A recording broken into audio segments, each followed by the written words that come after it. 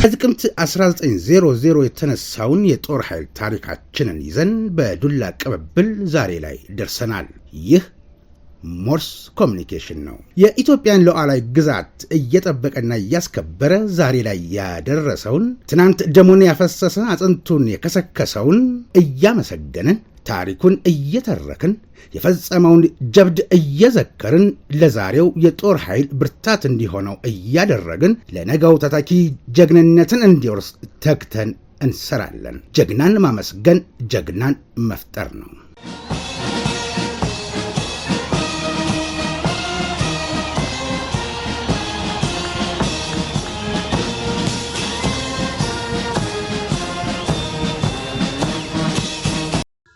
ጤና ይስጥልኝ። ይህ በሞርስ ኮሚኒኬሽን ተዘጋጅቶ ሰኞ፣ ረቡዕ፣ አርብ ወደ እናንተ የሚደርሰው የሞርስ ዜና ሲሆን የዕለተ ሰኞ የሞርስ ዜና እነሆ ጀመረ።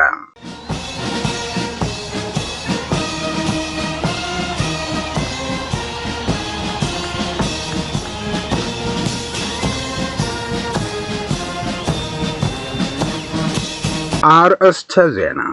አቶ ጌታቸው ረዳ የሚመሩት ነው የተባለው የህወሓት ቡድን ሁሉንም አይነት ትግል እናካሂዳለን ሲል አስጠነቀቀ። ጀነራል ታደሰ የጌታቸውን ተግባራት በመሻር ላይ ሲሆኑ አድራጎታቸው ከትራምፕ የቀሰሙት ልምድ ነው አስብሎባቸዋል። መንጃ ፈቃድ ለመስጠት ከአማርኛ በተጨማሪ በ3 ሀገራዊ ቋንቋዎች ስልጠና እንዲሰጥ መፈቀዱና ከ137 ማሰልጠኛዎች 12ቱ መመረጣቸው ታወቀ። ኢትዮጵያና ኬንያ ከ2 ዓመት ድርድር በኋላ በሞያሌ ድንበር የንግድ ልውውጥን በ$1000 ጣሪያ ለመጀመር ተስማሙ። የመጀመሪያው የላቲን አሜሪካን ሊቀ ጳጳስ ፍራንሲስ በ88 ዓመታቸው ከዚህ ዓለም በሞት መለየታቸውን ቫቲካን አስታወቀ። የቀድሞው ፕሬዝዳንት ጆሴፍ ካቢላ ፖለቲካ ፓርቲ ከአማጽያን ጋር ግንኙነት አለው በሚል ታገደ።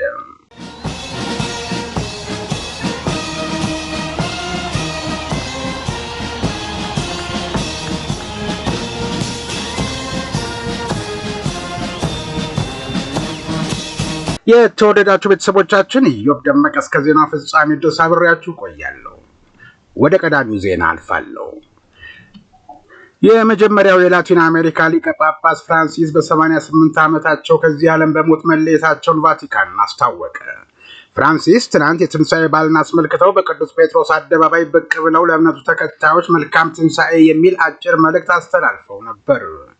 በህመም ላይ የሰነበቱት ፍራንሲስ ወንበር ላይ ተቀምጠው በተወካያቸው በኩል ባስተላለፉት መልእክት ያለ እምነት ነጻነት፣ የአስተሳሰብ ነጻነትና ሐሳብን የመግለጽ ነጻነት እንዲሁም የሌሎችን አመለካከት ከማክበር ውጪ ሰላም አይኖርም ብለዋል። የ88 ዓመቱ ፍራንሲስ አሳሳቢ ያሉትን ጸረ ሰማዊነትና የጋዛን አሳዛኝ እልቂትንም አውግዘዋል።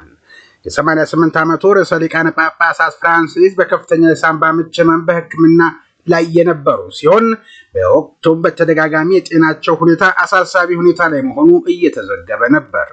የካቲት 7 ቀን 2017 ዓ.ም የመተንፈስ ችግር ህመም ገጥሟቸው ሮም በሚገኘው ጌሜሊ ሆስፒታል ለሕክምና ከገቡ ጊዜ ጀምሮ በዓለም ዙሪያ ያሉ ካቶሊክ ምዕመናን ለሃይማኖት አባታቸው ጤና ጸሎት ሲያደርጉ መቆየታቸውን የዴይሊ ሜል ዘገባ አመልክቷል።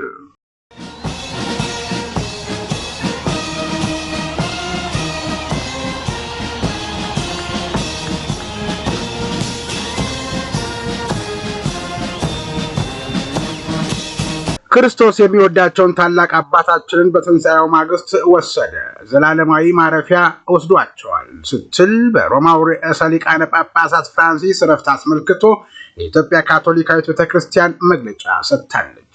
የኢትዮጵያ ካቶሊካዊት ቤተክርስቲያን ሊቀ ጳጳስ ብፁዕ ካርዲናል ብርሃነ ኢየሱስ ሱራፌል በመግለጫቸው የኢትዮጵያ ካቶሊካዊት ቤተክርስቲያን እጅግ አሳዛኝ የሆነውን ርዕሰ ሊቃነ ጳጳሳት ፍራንሲስኮን ከዚህ ዓለም ድካም ማረፍ መስማቷን ገልጸዋል። ቤተክርስቲያኒቷ አክላም እግዚአብሔር አምላክ የሚወዳቸውን እኚህን ታላቅ አባታችን በጌታችን መድኃኒታችን የኢየሱስ ክርስቶስ ትንሣኤ ማግስት ወደ ዘላለማዊ ማረፊያ ወስዷቸዋል ሲሉ ብፁዕ ካርዲናል ብርሃነ ኢየሱስ ገልጸዋል። ርዕሰ ሊቃነ ጳጳሳቱ በደረሰባቸው ህመም በሕክምና ሲረዱ መቆየታቸውን የጠቀሱት ብፁዕ ካርዲናል ብርሃነ ኢየሱስ ሱራፌል ቤተክርስቲያኒቱ በጸሎቷ አብራቸው እንደነበረች አስታውሰው በትናንትናው ዕለትም የትንሣኤ በዓል መልካም ምኞታቸውንና ለዓለም ሰላም ያላቸውን ፍላጎት በቫቲካን ቅዱስ ጴጥሮስ አደባባይ በመገኘት ለመላው ምዕመናን ማስተላለፋቸውን አስታውሰው ዛሬ ጠዋት በሮም ሰዓት አቆጣጠር 7:35 ወደ እግዚአብሔር አብ ቤት ተመልሰዋል ብለዋል።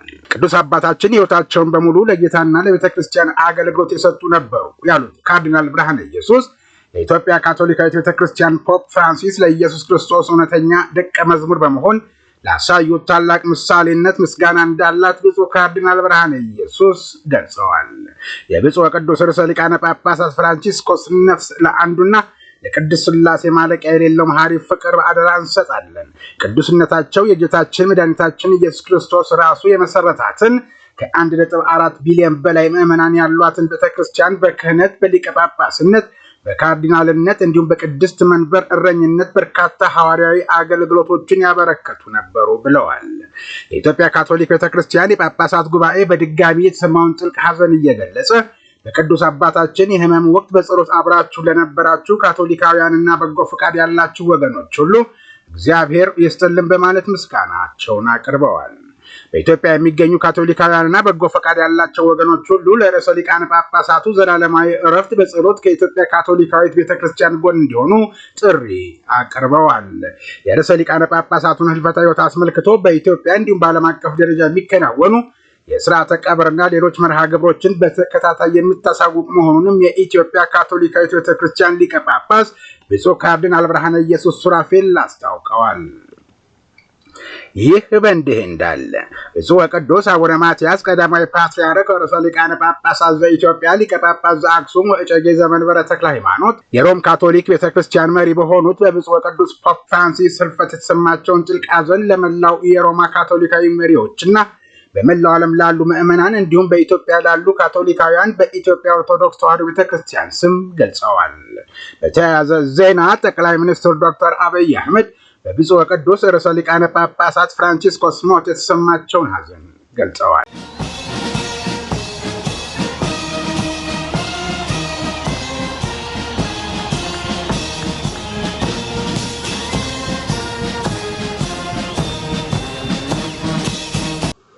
የአዲስ አበባ ፖሊስ ኮሚሽን መደበኛ ከሚባሉ ቀላል ስርቆቶች በስተቀር ከፋሲካ በዓል ጋር በተገናኘ ምንም ከባድ ወንጀል አልተፈጸመም ሲል አስታወቀ።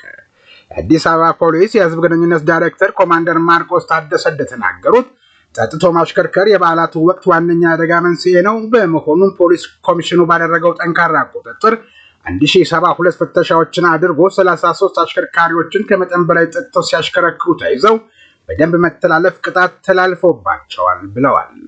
ተጨማሪም ኮማንደር ማርቆስ የተለያዩ የደንብ መተላለፍ የፈጸሙ ሌሎች 99 አሽከርካሪዎች ላይ እርምጃ መወሰዱን ጠቁመዋል።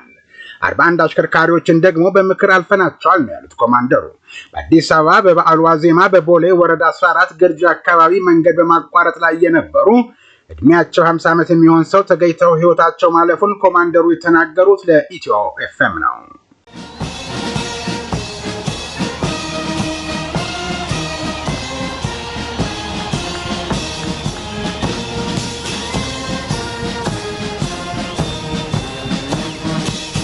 ኢትዮጵያና ኬንያ ከ2 ዓመት ድርድር በኋላ በሞያሌ ድንበር የንግድ ልውውጥን $1000 ጣሪያ ለመጀመር ተስማሙ።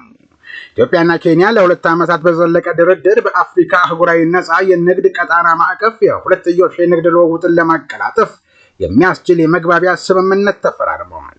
በስምምነቱ ፊርማ በሞያሌ ድንበር ላይ ለሚደረጉ የሸቀጦች ንግድ የመጀመሪያ ጣሪያ $1000 እንዲሆን ተወስኗል። በሞምባሳ የተጠናቀቀው የስምምነት የንግድ ሂደቶችን በማቅለል የድንበር ማህበረሰቦችን የኢኮኖሚ እንቅስቃሴ ለማሳደግ እያለመ ነው ተብሏል። በስምምነቱ የኢትዮጵያ የድንበር ንግድ ዞን ከሞያሌ በ50 ኪሎ ሜትር እንዲሁም የኬንያ ደግሞ በ100 ኪሎ ሜትር ርቀት ላይ የሚወሰን ነው። ነጋዴዎችም በጋራ በተስማሙበት የምርት ዝርዝር መሰረት እስከ $1000 የሚደርስ የንግድ ልውውጥ በወር እስከ 4 ጊዜ ድረስ ማካሄድ ይችላሉ ተብሏል። የስምምነት የንግድ ዋጋ ጣሪያዎችን፣ የጉዞ ድግግሞሽንና የድንበር ንግድ ዞኖችን የመሳሰሉ ጉዳዮችን በመዳሰስ ለ2 ዓመታት በዘለቀ ድርድር የተገኘ ውጤት ነው ሲል የዘገበው ካፒታል ነው።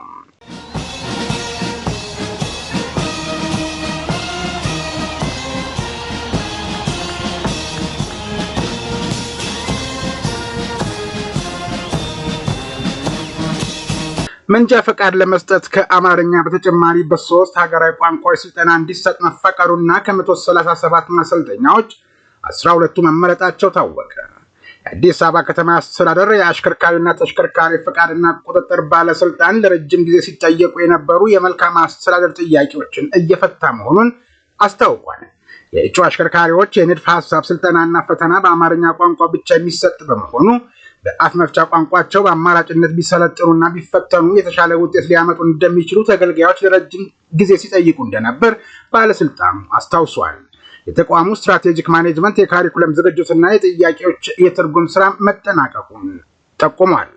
ለመንጃ ፈቃድ ስልጠና ፍቃድ ከሰጣቸው 137 ማሰልጠኛ ተቋማት ውስጥ ከአማርኛ በተጨማሪ በ3ቱ ሀገራዊ ቋንቋዎች ማለትም በአፋን ኦሮሞ፣ በትግርኛና በሶማሊኛ ቋንቋዎች ለማሰልጠን ፍቃደኛ መሆናቸውን የገለጹና ሞዴል ተቋማት ለሆኑ 12 ማሰልጠኛ ተቋማት ፍቃድ መስጠቱን ሞርስ ዜና ሰምቷል። ከዚህ በፊት በተለያየ ጊዜ ጥያቄ ስታቀርቡ ለነበራችሁ እጩ አሽከርካሪዎች ከአማርኛ በተጨማሪ በቀረቡት የቋንቋ አማራጮች መሰልጠንና መፈተን ትችላላችሁ ሲል የአዲስ አበባ ከተማ አስተዳደር የአሽከርካሪና ተሽከርካሪ ፍቃድና ቁጥጥር ባለስልጣን ቢገልጽም ፍቃድ ከተሰጣቸው 137 ማሰልጠኛዎች መካከል 12ቱን ለይቻለሁ ከማለት ውጪ 12ቱ እነማን እንደሆኑ በስም የጠቀሰው ነገር የለም።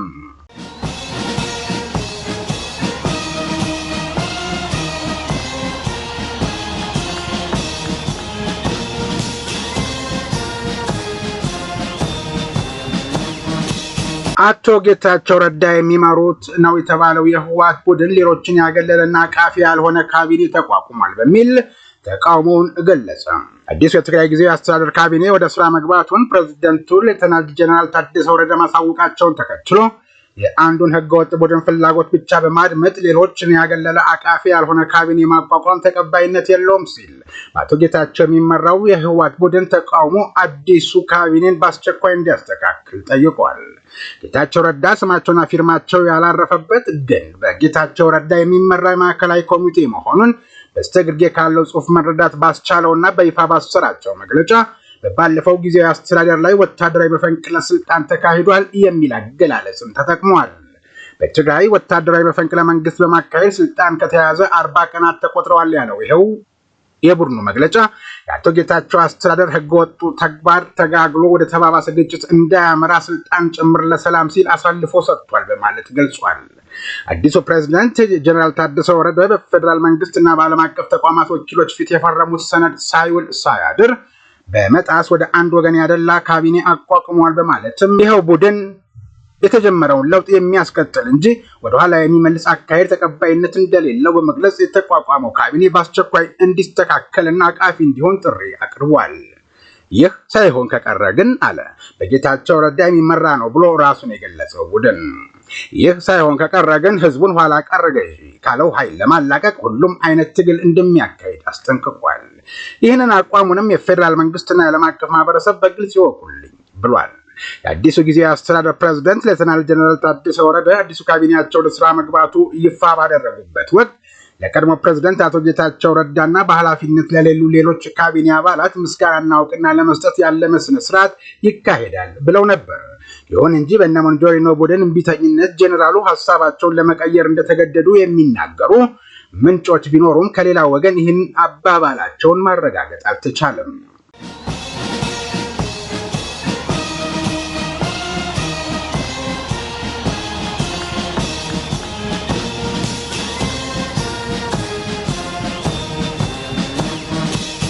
ከትራምፕ ልምድ የቀሰሙት ጀነራል ታደሰ ወረደ ጌታቸው ረዳ በስልጣን ላይ ሳሉ ያደረጉትን ተግባራት በመሻር ላይ ናቸው ተባለ።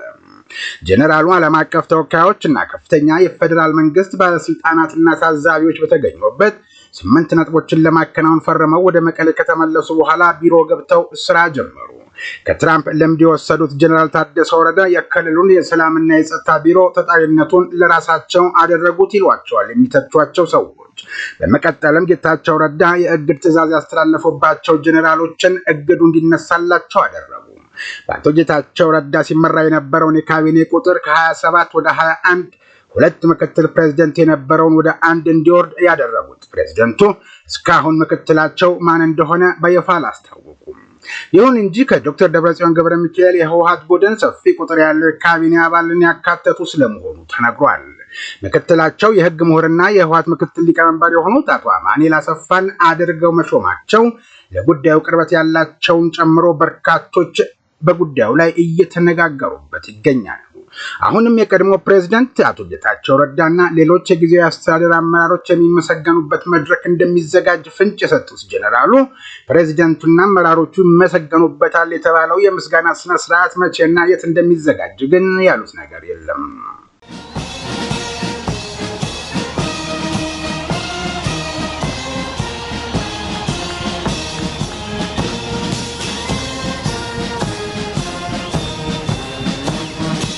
የተወደዳችሁ ቤተሰቦቻችን በሞርስ ኮሙኒኬሽን ተዘጋጅቶ ሰኞ፣ ረቡዕ፣ ዓርብ ወደ እናንተ የሚደርሰው የሞርስ ዜና እንደቀጠለ ነው።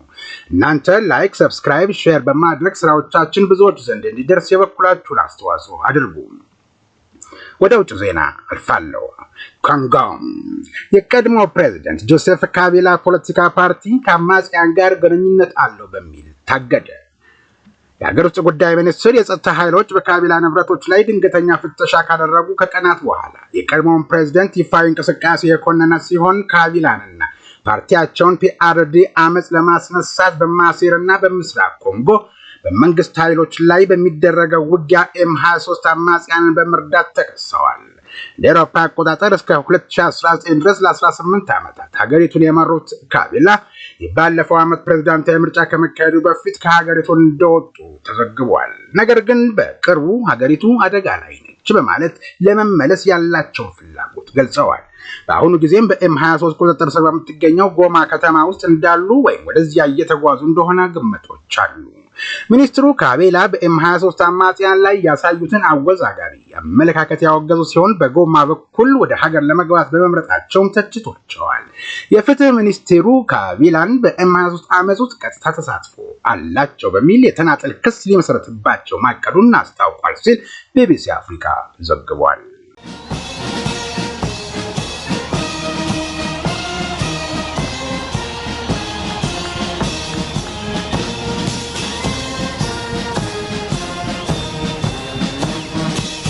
የተወደዳችሁ የሞርስ ኮሙኒኬሽን ቤተሰቦች ላይክ፣ ሰብስክራይብ፣ ሼር በማድረግ ሌሎች ቤተሰብ እንድናፈራ ስላደረጋችሁን እናመሰግናለን። አርእስተ ዜናውን በድጋሚ እናስታውሳችሁ።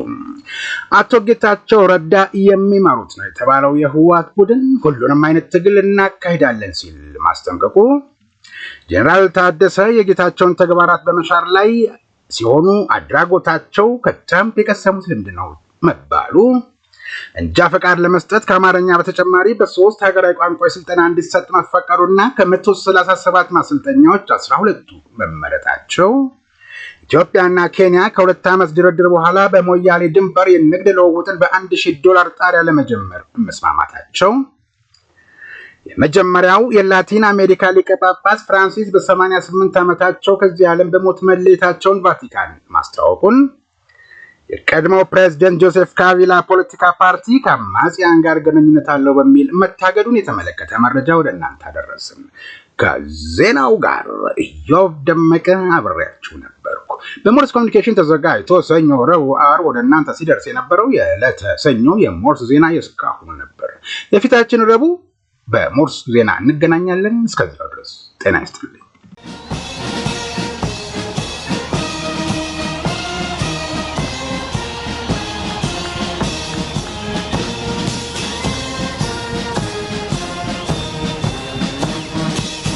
አቢሲኒያ ፕሮፌሽናል የጥበቃና የማማከር አገልግሎት ኃላፊነቱ የተወሰነ የግል ማህበር። ለንብረቶ ደህንነት ይጨነቃሉ? እንግዲያው ስለ ጥበቃውና ለማማከሩ እኛ አለን። የምንሰጣቸው አገልግሎቶች የጥበቃ አገልግሎት፣ በደህንነት ዙሪያ የማማከር አገልግሎት፣ የጥበቃ ሙያተኞች የማሰልጠን አገልግሎት፣ በተቋማት ደህንነት የዳሰሳ ጥናት ማካሄድ፣ የሰነድ ደህንነት ጥበቃና ስልጠና አገልግሎት፣ በልዩ ልዩ ኩነቶች የደህንነት ጥበቃ አገልግሎት መስጠት፣ የቪአይፒ እና የጉዞ እጀባ አገልግሎት፣ የቢሮ ጽዳት አገልግሎት፣ የህንፃ ጽዳት አገልግሎት፣ የመኖሪያ ቤት ጽዳት አገልግሎት፣ የአየር መንገድ ጽዳት አገልግሎት፣ የኢንዱስትሪና የፋብሪካ ጽዳት አገልግሎት፣ የመንገድ ጽዳት አገልግሎት እና ጥራት ያለው ሙያዊ አገልግሎት እንሰጣለን። አገልግሎታችንን ማግኘት ከፈለጉ በስልክ ቁጥሮቻችን በ0905621073 ወይም በ2519049582929 መደወል ይችላሉ። አቢሲኒያ ፕሮፌሽናል የጥበቃና የማማከር አገልግሎት ኃላፊነቱ የተወሰነ የግል ማህበር